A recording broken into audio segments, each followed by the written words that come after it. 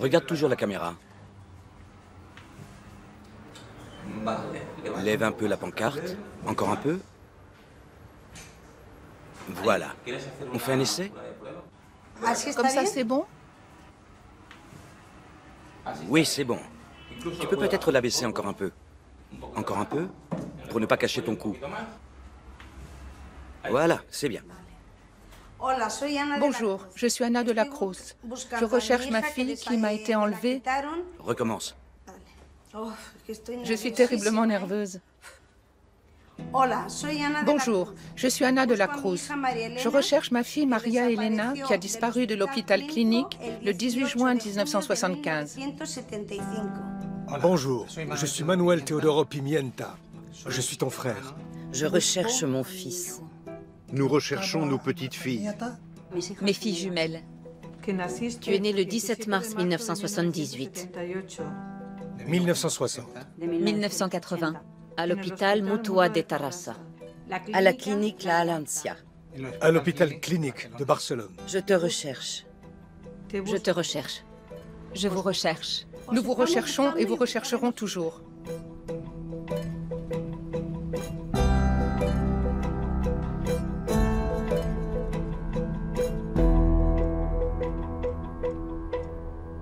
On ne peut pas revenir en arrière. C'est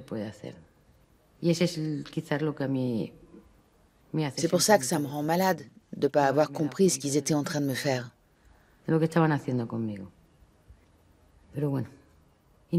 Grâce à un suivi psychologique, j'essaie de m'ôter tout ça de la tête et de me défaire de ma culpabilité. Comme le disent mes psychologues, j'étais pas préparée à ça. Et on m'a choisi parce que j'avais le profil idéal et que je me rendais compte de rien.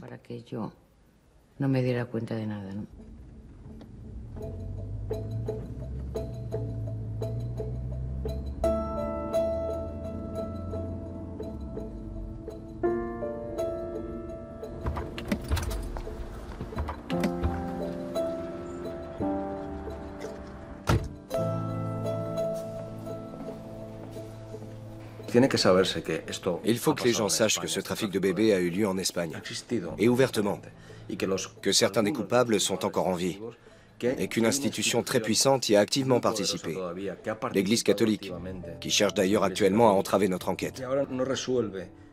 Ces membres veulent nous empêcher de retrouver nos mères. Ils veulent éviter que ce négoce mafieux soit révélé au grand jour et que l'on découvre la véritable ampleur de ce scandale. C'est pour ça que leurs archives ne seront jamais rendues publiques. Nous,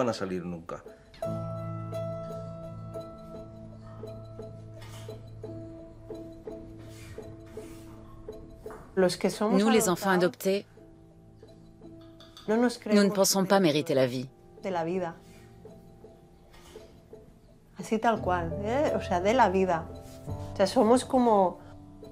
Nous nous sentons rejetés par la vie. On nous a privés du plus important.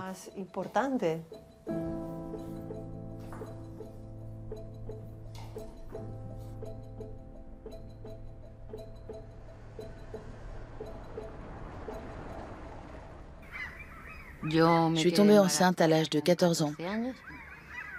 On avait beaucoup de problèmes à la maison.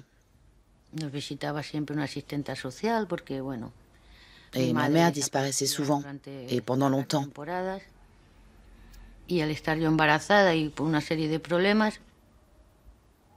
Une assistante sociale est venue me chercher à Calella, où je vivais, et elle m'a placée dans un centre pour mères célibataires, le centre Santa Eulalia, où je suis restée 2 mois. J'étais bien avec les autres femmes enceintes et celles qui avaient déjà accouché. C'était un centre catholique, mais c'était bien. J'étais vraiment mieux que chez mes parents. Puis le moment de l'accouchement est arrivé.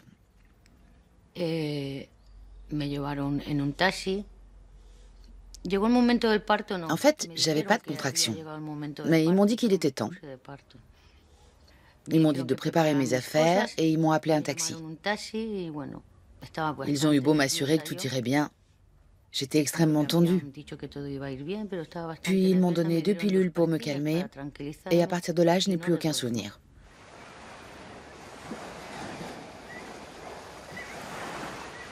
Je m'appelle Alicia Rueda Jiménez. Je suis née à l'hôpital Nuestra Señora del Rosario à Madrid.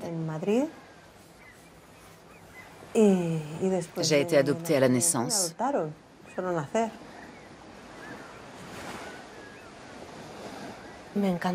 J'aimerais connaître mes origines.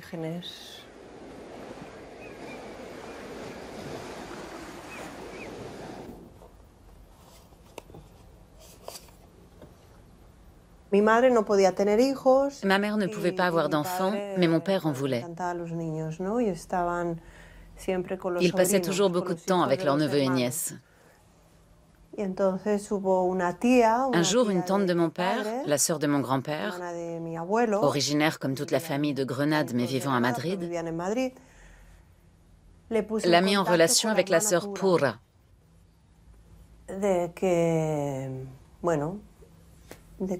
Qui avait des bébés prêts à être adoptés. Plus tard, on a fait des recherches sur la sœur Pura. Je pensais que c'était une femme super, vu qu'elle était nonne. Et que les nonnes sont censées être de bonnes personnes qui se consacrent aux autres et qui aident leurs prochains. Mais non, elle trempait dans un trafic de bébés volés.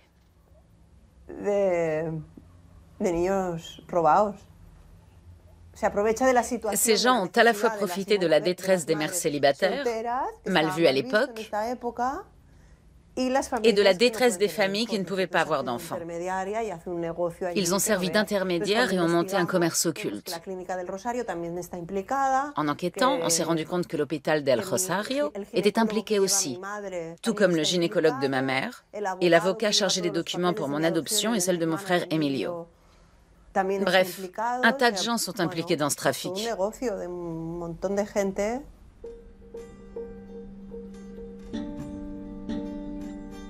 Je me suis réveillée dans une chambre d'hôpital. La gynécologue qui s'était occupée de mon accouchement m'a dit que ça s'était mal passé. Que mon fils était né trop petit et qu'il était mort à la naissance.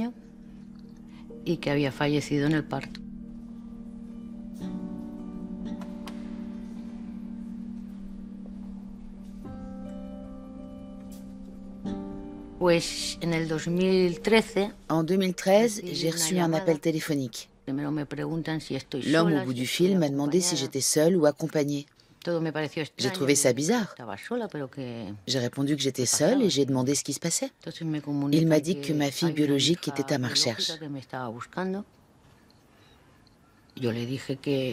J'ai expliqué qu'il devait s'agir d'une erreur parce que j'avais eu un fils en 1987, mais qu'il était mort à la naissance. Alors l'homme m'a donné ces informations sur le centre où j'avais été hébergée, sur le lieu et la date de mon accouchement. Toutes ces données étaient exactes. J'ai répondu que si ce qu'il disait était vrai, je voulais voir ma fille. Je l'ai donc rencontrée 5 jours plus tard. Ça a été un moment très émouvant. Nous avons passé 3 heures ensemble, en présence de psychologues. Nous avons beaucoup pleuré et nous n'arrivions presque pas à parler.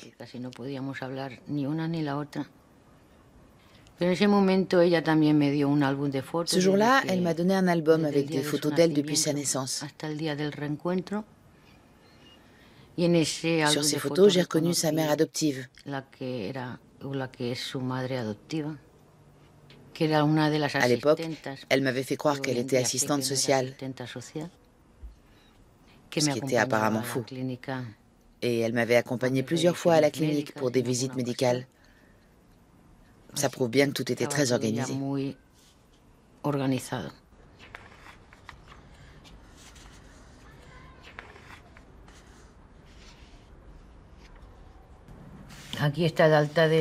Voici le formulaire de sortie de ma fille de l'hôpital des Seus. C'est l'original que m'a donné Marina. Et ça, c'est une copie du registre d'état civil. On y voit qu'elle a été inscrite en moins de 48 heures sous le nom de famille de ses parents adoptifs.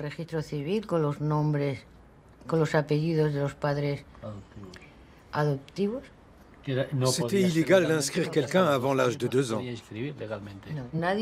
Personne n'a donné d'autorisation. Ni le tribunal pour mineurs, ni ma famille, ni moi n'avons donné notre accord pour l'adoption de mon bébé. On me l'a tout bonnement enlevé.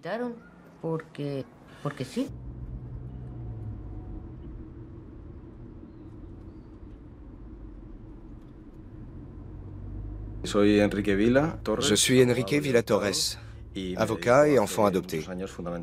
Depuis de nombreuses années, je me consacre à la recherche de personnes et aux retrouvailles des familles.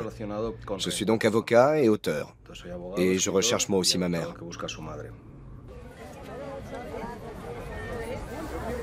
En 1965, ils ont payé 1 million de pesetas pour moi. Si on part du principe que chaque bébé volé a été payé autant, ça fait beaucoup de millions. C'est une fortune. Mais où sont passés tous ces millions? Des gens influents achètent le silence des personnes impliquées. C'est bien plus compliqué qu'il n'y paraît. Des gens de tous les partis? Oui, oui, de tous. En Espagne, de nombreux enfants adoptés se sont rendus compte qu'ils avaient été volés. Cette pratique, qui avait commencé sous le franquisme, comme système d'épuration ethnique, a perduré jusque dans les années 90. On estime à 300 000 le nombre de bébés volés en Espagne et vendus par des mafias, impliquant entre autres des sœurs, des religieux, des avocats, des notaires, des médecins et des infirmières. Ces bébés n'ont pas été abandonnés volontairement par leur mère biologique. Ils ont bel et bien été volés.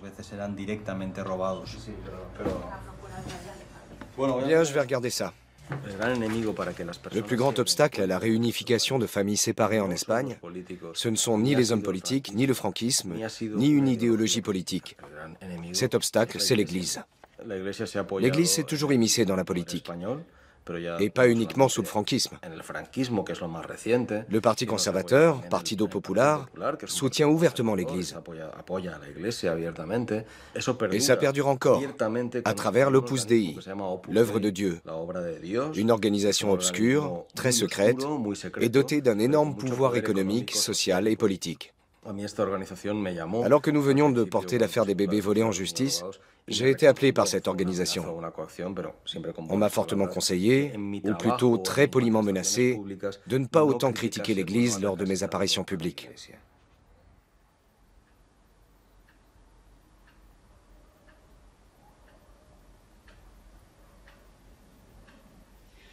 Bien sûr qu'on était au courant. On ne pouvait pas ignorer ce qui se passait. Toutes celles qui travaillaient là-bas et plein d'autres étaient parfaitement au courant.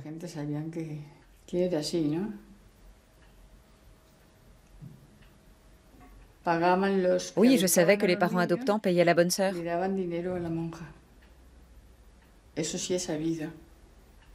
Ils pensaient rendre service à une mère célibataire qui abandonnait son bébé et que celle-ci serait payée en retour. Mais on savait tous que ce n'était pas le cas. Pour moi, cette nonne était égoïste. Elle voulait tirer le maximum de profit de ses enfants.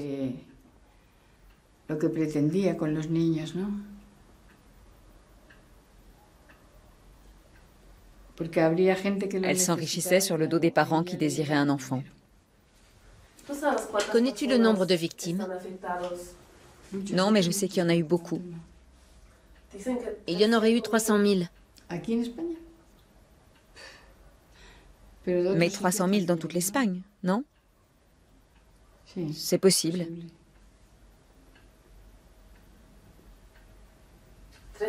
300 000 personnes qui recherchent leurs proches.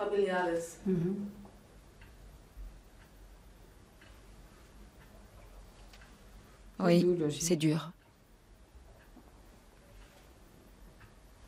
Mais le pouvoir, c'est le pouvoir.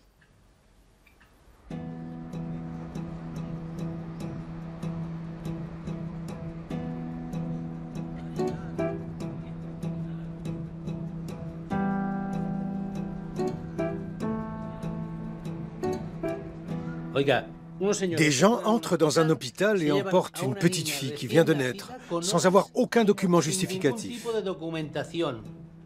Vous appelez ça comment? Ce n'est pas une adoption, c'est un vol.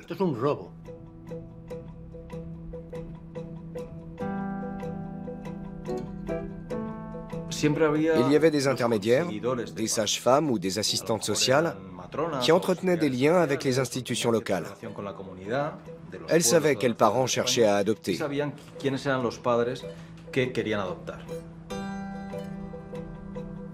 Elles leur disaient « Pour telle somme, je vous trouve un bébé.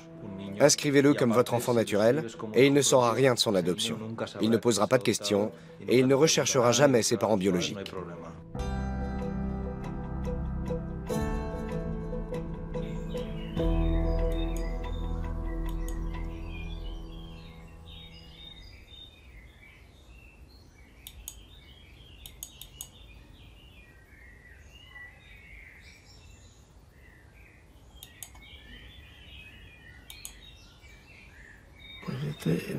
Le 27 janvier 1982, c'était le premier reportage sur le sujet. La nonne et son trafic de bébés.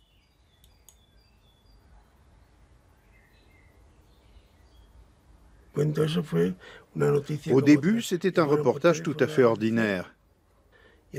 On nous a appelés à la rédaction pour nous signaler plusieurs morts suspectes de nourrissons, dues à des otites.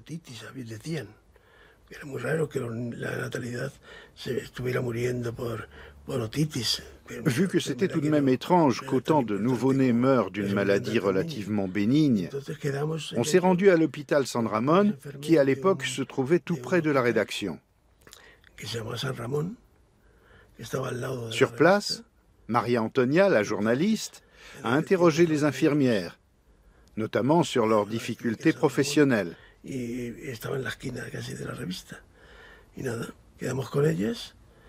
Au cours de la conversation, on a appris qu'elle conservait des bébés morts pour les montrer aux mères qui venaient d'accoucher. Je n'en revenais pas. C'était fou. Quand elles nous ont assuré que c'était vrai, j'ai dit que je voulais les voir de mes propres yeux si c'était possible. Autrement, je n'arriverais pas à le croire.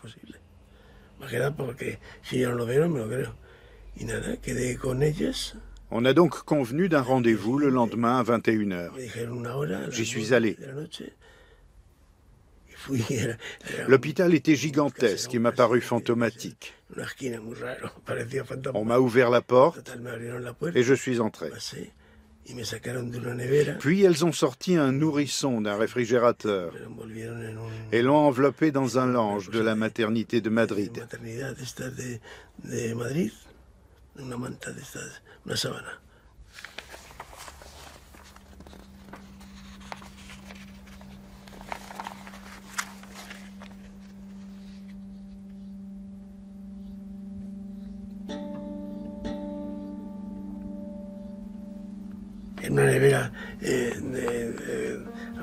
Dans un frigo américain, il y avait 2 bébés, des filles. Celle que j'ai prise en photo et une autre. Elle servait de bébé de démonstration et se trouvait là depuis des mois.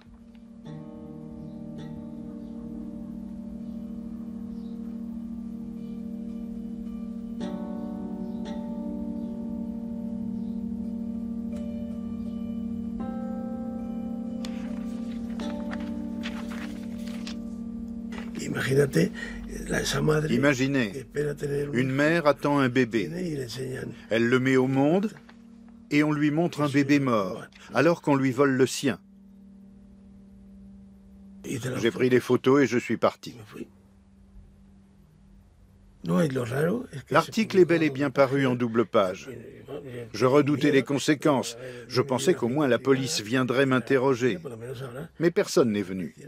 L'oncle du médecin était en lien avec le tribunal suprême et l'affaire a été étouffée. Plus tard, la police a bien posé quelques questions, mais elle n'a rien fait.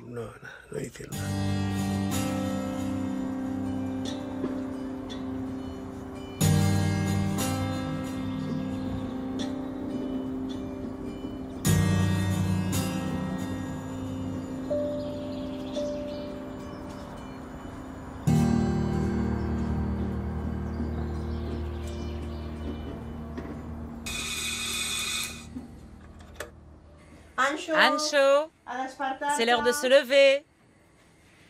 Ancho, bon dia. Déjà?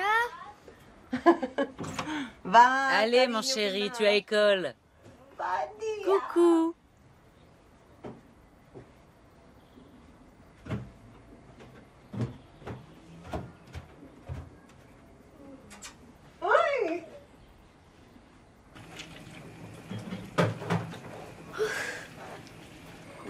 Tu as bien dormi?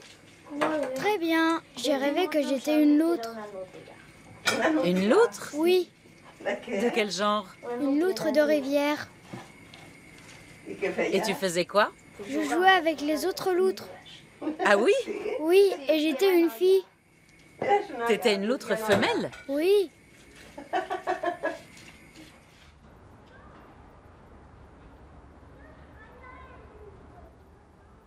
Regardez, c'est moi, toute petite, quand ils m'ont adoptée.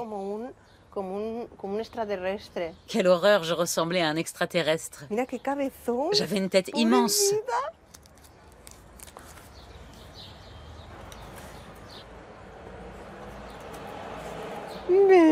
Regardez-moi ces jambes. Et cette tête de forceps. Oh là là. Ça, c'est ma grand-mère. Quand as-tu appris que ton adoption était illégale? Très récemment, à la mort de mon père. Quand j'ai trouvé tous les documents à sa mort, j'étais fâchée contre lui, mais aussi contre mon frère et ma mère. Contre mon frère parce qu'il ne cherche pas à connaître la vérité sur nos parents biologiques. Il ne me soutient pas et ne m'aide pas dans ma quête. Et contre ma mère parce qu'elle est furieuse que je veuille savoir. Je lui ai dit que je l'aimerais toujours, mais que j'avais besoin de connaître la vérité.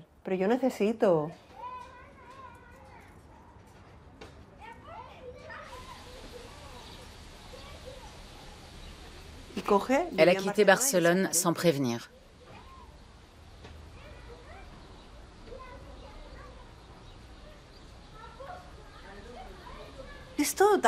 C'est une sale affaire, avec des zones d'ombre. Et je me sens extrêmement seule.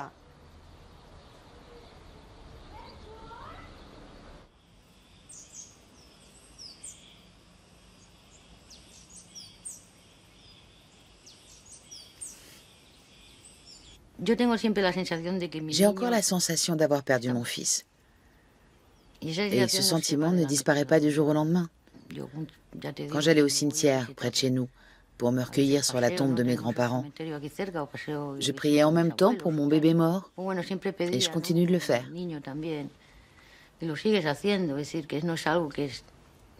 D'un côté, j'avais perdu mon fils, et de l'autre, j'avais retrouvé ma fille. Mais on m'a enlevé Marina une seconde fois. Elle a vécu 9 mois avec nous et tout se passait à merveille. On voyageait, elle m'accompagnait partout. On s'entendait très bien. Elle me comprenait. On déplorait toutes les deux la vie qu'on aurait pu avoir avec elle et ses 3 merveilleux frères. Un jour, je lui ai dit que je voulais porter plainte contre les personnes mouillées dans cette affaire. Elle était d'accord et elle m'a donné des documents que sa mère adoptive gardait chez elle.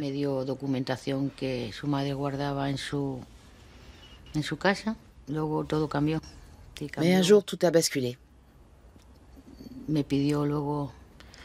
Presque 1 an après ma plainte, elle m'a demandé de la retirer parce qu'elle ne voulait pas voir ses parents adoptifs, qui l'ont tout de même élevée, impliqués dans une procédure pénale. Elle m'a dit que si je refusais de le faire, elle et moi ne pourrions plus être mère et fille, ni même amies.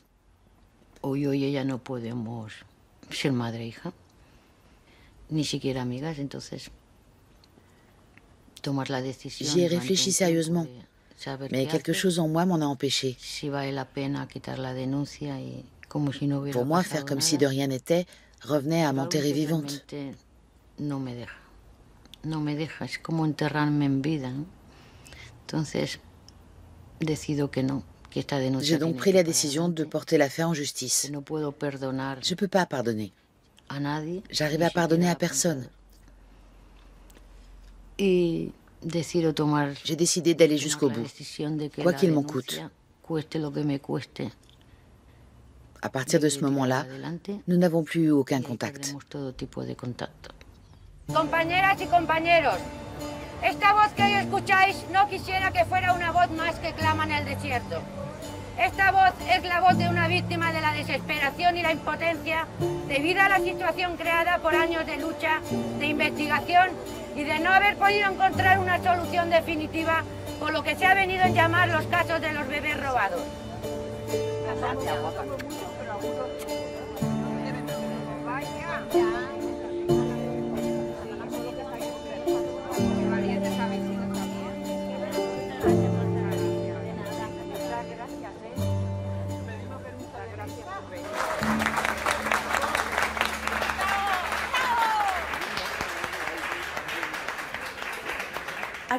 On a un objectif commun, être entendu par le plus grand nombre.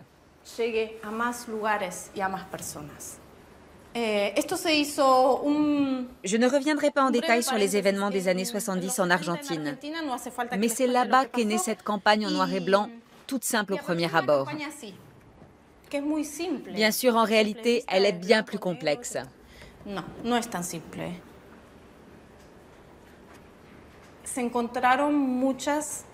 De nombreuses familles ont pu être réunies grâce à cette campagne. Elle est courte et percutante parce que dans les médias, tout doit aller vite. C'est donc un format court dans lequel on voit et on écoute brièvement une personne pour amplifier l'impact médiatique. Cette campagne qui a débuté dans les années 80 est toujours en vigueur. La nôtre sera assez similaire. On va commencer. Chacun portera cet insigne. Je te l'épingle? Adresse-toi à lui, calmement. Quand vous voudrez. Prenez votre temps. Bonjour, je suis Isabelle Alcaraz. Je recherche mon fils, né à la maternité le 11. Je suis stressée, pardon. Non, non, c'est bien. À mon signal, vous attendez 3 secondes et vous commencez.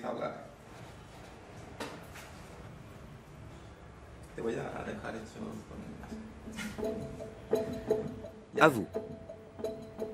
Bonjour, je suis Pepa Anguita Palacio.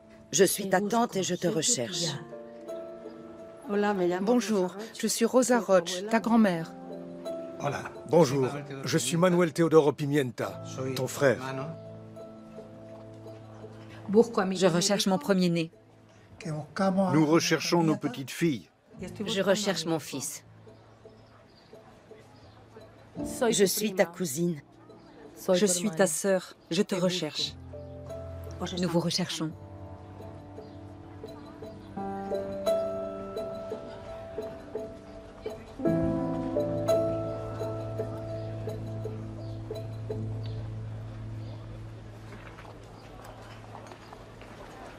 Las madres de bebés robados pedimos la colaboración de todo aquel que nos quiera ayudar con su firma para poder llegar al Parlamento Europeo. El gobierno español no nos hace caso. Y aún así se permiten decir que lo que queremos es sacar dinero después de 40 años que nos robaron nuestros hijos.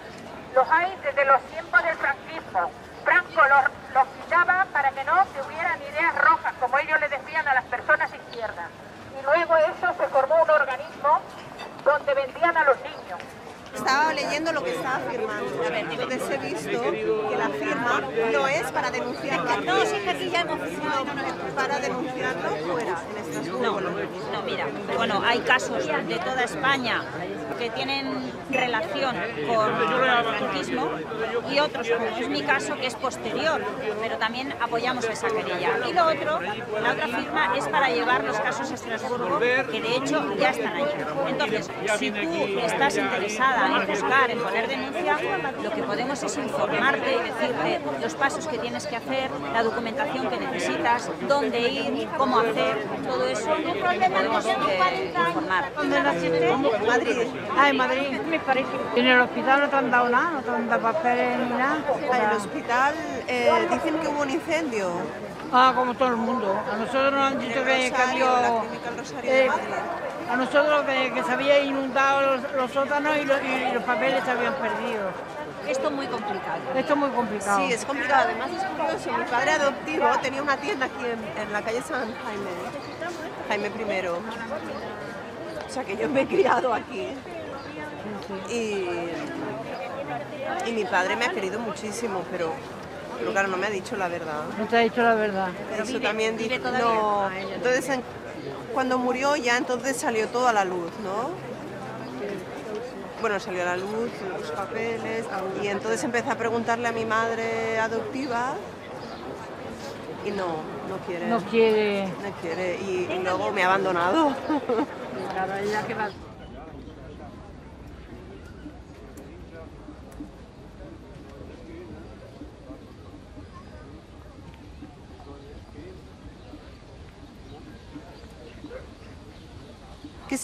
J'accepterai ce que je découvrirai.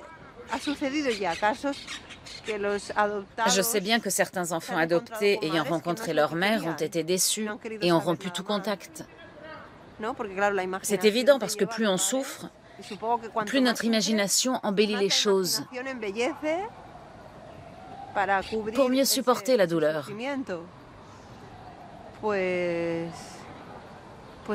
J'accepterai la situation, quelle qu'elle soit. Mais il faut que je sache. Je veux arrêter de cogiter sans cesse. Et trouver la paix. Je veux connaître mes origines et celles de ma famille. Je désire seulement savoir d'où je viens.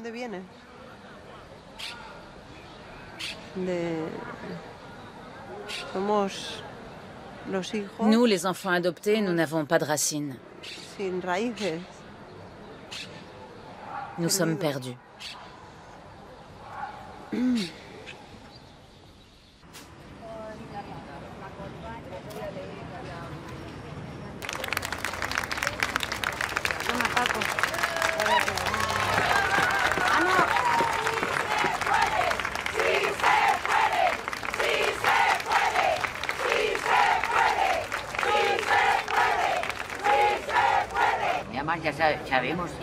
Tout le monde sait qu'un nombre d'enquêtes sans précédent est mené concernant les bébés volés.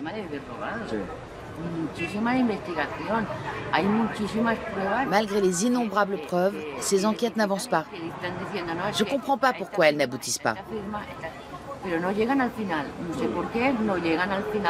ne sais pas si c'est par manque de volonté, par manque de moyens ou de ressources, mais ce que je sais, c'est que c'est pas normal qu'après tant d'années, personne n'ait été condamné.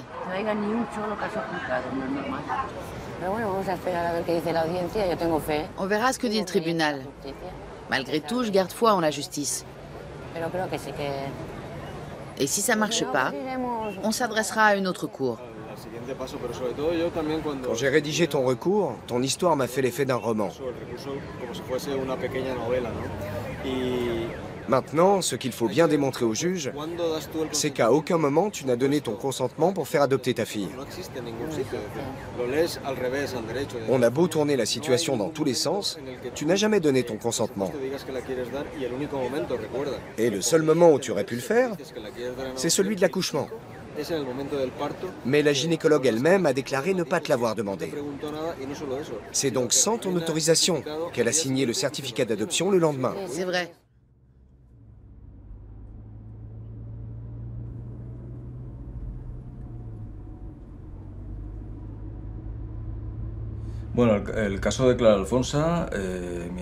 Depuis que j'assiste Clara Alfonsa en tant qu'avocat, cette affaire est devant les tribunaux. Suite à une instruction judiciaire, le juge a conclu qu'aucun délit n'avait été commis. Donc, aucune des personnes impliquées n'a pu être mise en examen. Nous avons fait appel devant le tribunal provincial de Barcelone. Si nos arguments sont jugés recevables, l'affaire sera réouverte et les responsables pourront être jugés. J'aimerais que l'affaire de Clara Alfonsa soit réouverte et qu'un procès ait lieu rapidement, sans que d'innombrables nouvelles investigations soient lancées, car toutes les preuves possibles ont déjà été apportées.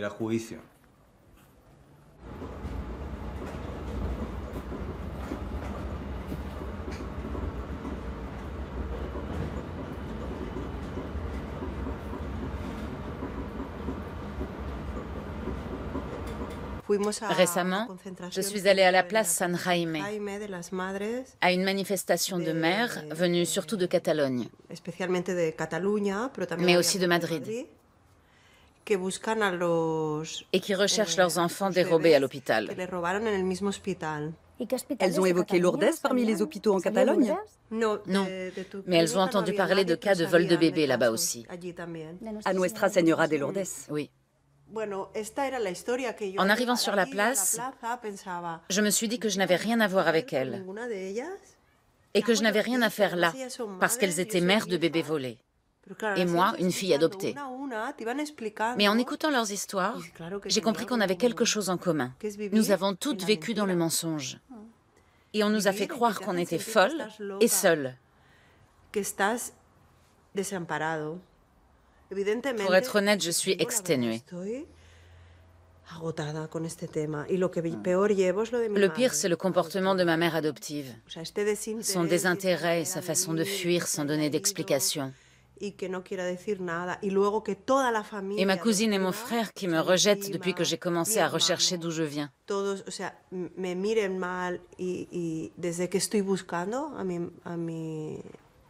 Ils estiment que ta mère adoptive ne mérite pas ça. Et que je n'ai pas le droit de chercher. Ni le droit de chercher, ni aucun autre droit. En tant qu'enfant adopté, tu n'as que des devoirs. Et surtout envers ta mère adoptive. Ta famille pense que tu es injuste envers elle. Et elle se dit que si tu trouves ta mère biologique, elle n'aura plus de place dans ta vie. Mais quel genre de mère c'est? Je n'ai même pas envie d'aborder le sujet. Moi, je pense qu'en 40 ans, s'il y a bien un moment où elle aurait dû être ta mère, c'est maintenant. Elle aurait dû te dire: Alicia, asseyons-nous. Je vais te raconter tout ce que je sais et te soutenir dans ta démarche. Voilà ce qui aurait fait d'elle une mère, et pas les documents qu'elle a signés pour ton adoption. On a un groupe sur Facebook. Il est en cours d'actualisation. Si ça t'intéresse, tu peux t'y ajouter. Je me présente comme fille adoptée? Oui, bien sûr. Chacun fait selon qui il recherche.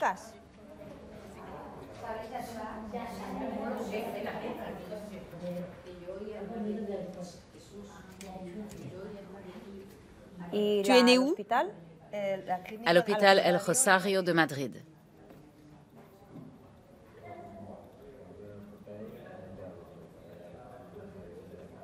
Voilà, je te passerai la liste. À mon tour pour la photo.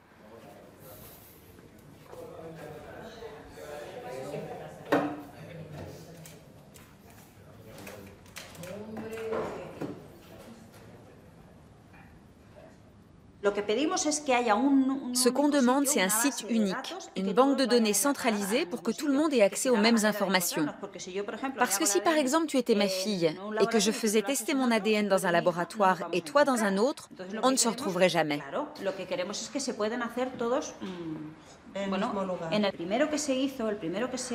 Le premier laboratoire à nous offrir ces services a été le Genómica. On y a tous fait nos tests ADN. Mais il y a eu un scandale. Une mère et une fille d'Alicante y avaient fait faire des tests et on leur a dit que le résultat était négatif. Quand elles ont fait refaire les tests par un autre laboratoire, le résultat était positif. Elles ont donc porté plainte et l'affaire a fait grand bruit dans les médias. L'enquête a révélé que la directrice du laboratoire est la sœur de la secrétaire générale du Partido Popular. Il est évident que les résultats des tests avaient été falsifiés. À partir de ce moment-là, d'autres laboratoires se sont mis en contact avec nous et nous ont proposé leurs services par le biais d'associations. La majorité d'entre nous a accepté ces nouveaux tests. Vous avez donc fait faire 2 tests? Non, on a fait contrôler nos résultats par un autre laboratoire. Refaire un test, c'était avoir des frais supplémentaires. On nous a aussi conseillé de ne pas faire contrôler nos résultats en Espagne, mais de les envoyer à l'étranger. Mais là encore, c'est très cher. C'est pour ça que le plus logique serait une banque centralisant toutes les données ADN d'Espagne. Bon, qui vivra verra. Bien, il est temps de partir. Refermons bien derrière nous.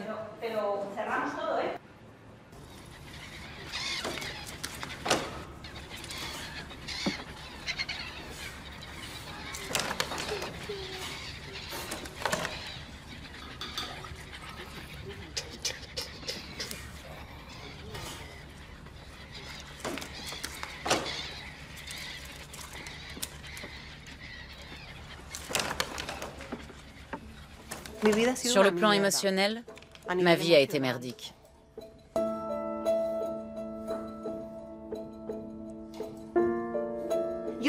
Ça m'a beaucoup aidé d'exprimer mes émotions à travers l'art.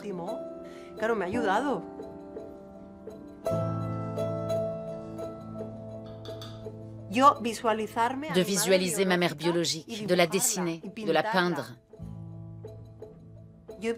J'ai peint des millions de femmes imaginaires.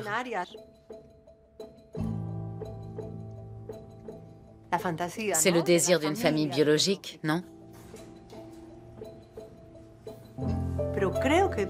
Mais je pense que tous ceux qui s'adonnent à l'art cherchent à surmonter un traumatisme.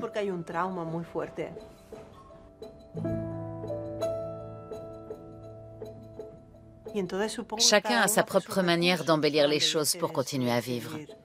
Ma bouée de survie, c'est probablement l'art.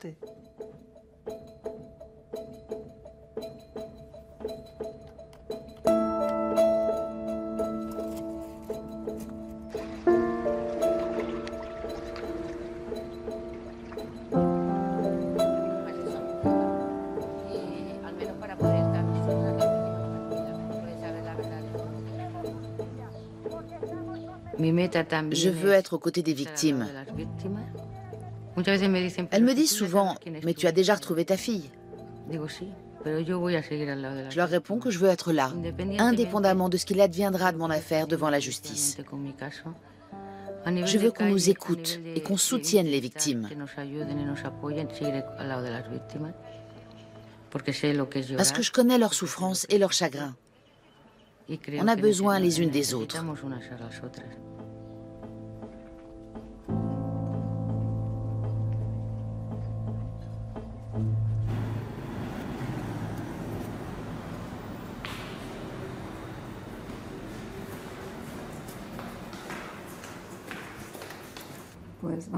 Je vais vous prélever un échantillon d'épithélium buccal et un échantillon de sang. Ces 2 types de cellules différents permettront d'obtenir votre profil pour l'intégrer à une banque de données et le comparer à celui de mères et de frères et sœurs potentiels. D'abord, l'épithélium buccal.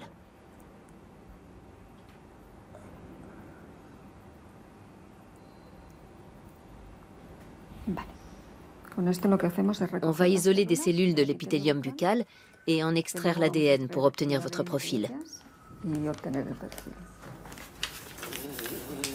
C'est tout? Oui. Mais t'en sais pas plus? Non, pas encore.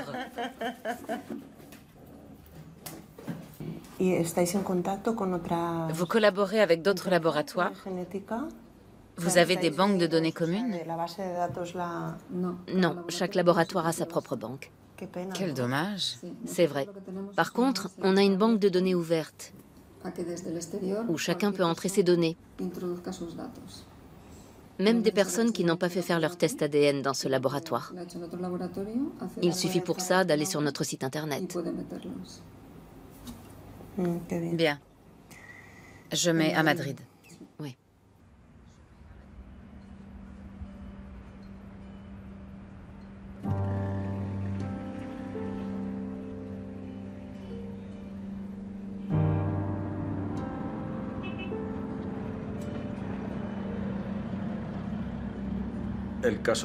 L'affaire de Clara Alfonsa a également été classée par le tribunal provincial de Barcelone.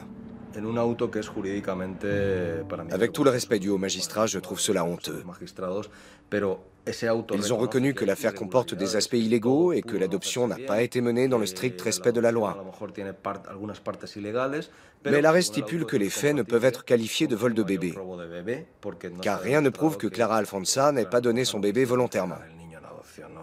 Or, il n'existe aucune trace de consentement. Nous allons donc porter l'affaire devant le tribunal suprême d'Espagne. Je représenterai Clara Alfonsa au nom de l'Organisation de défense des droits de l'homme dont je suis le directeur en Europe. Avec son avocat, nous ferons appel au tribunal suprême d'Espagne.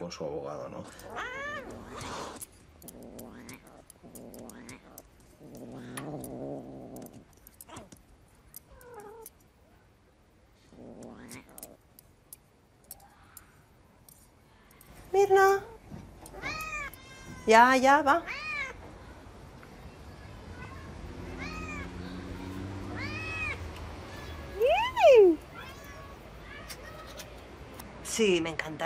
Bien sûr que j'aimerais connaître ma mère et toute la vérité. Mais je ne veux pas que cette quête détruise ma vie. J'ai peur qu'après en avoir parlé sans cesse, mes recherches n'aboutissent à rien. Ça m'angoisse réellement. Adelina m'envoie beaucoup de messages pour que je vienne en fin de semaine, ou me demandant pourquoi je ne suis finalement pas venue. La vérité, c'est que je suis au bout du rouleau et que je stagne. Certaines semaines, ou certains mois, je passe mon temps à pleurer.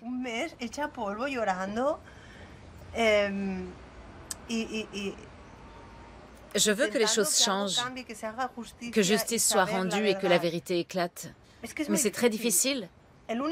Les seules instances qui puissent me fournir des documents et m'aider sont l'hôpital del Rosario et le ministère de la Justice de Madrid. Mais ils refusent de me venir en aide. Je ne vois pas ce que je peux faire de plus. Ça suffit. J'abandonne. Je suis si désespérée que je fais souffrir tout mon entourage. Mon fils le premier.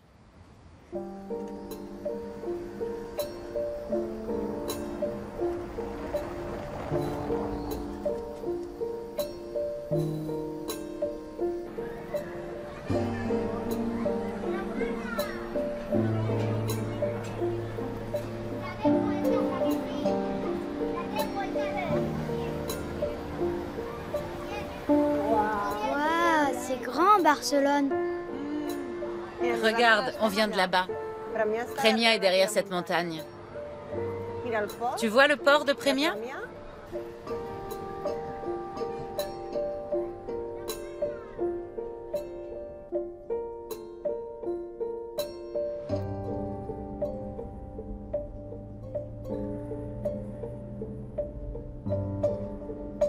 On nous a pas seulement volé nos enfants. On nous prive aujourd'hui encore de nos jours et de nos nuits. Parce que cette pensée tourne et ne cesse de tourner dans nos têtes. Je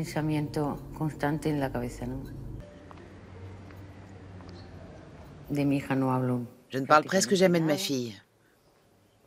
Nous avons eu une très bonne relation et je ne l'oublierai jamais. J'espère qu'elle non plus. On a passé une merveilleuse année ensemble.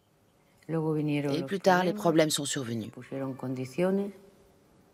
Je peux comprendre sa situation. Elle a vécu tant d'années avec cette famille. Mais je n'arrive pas à l'accepter. Je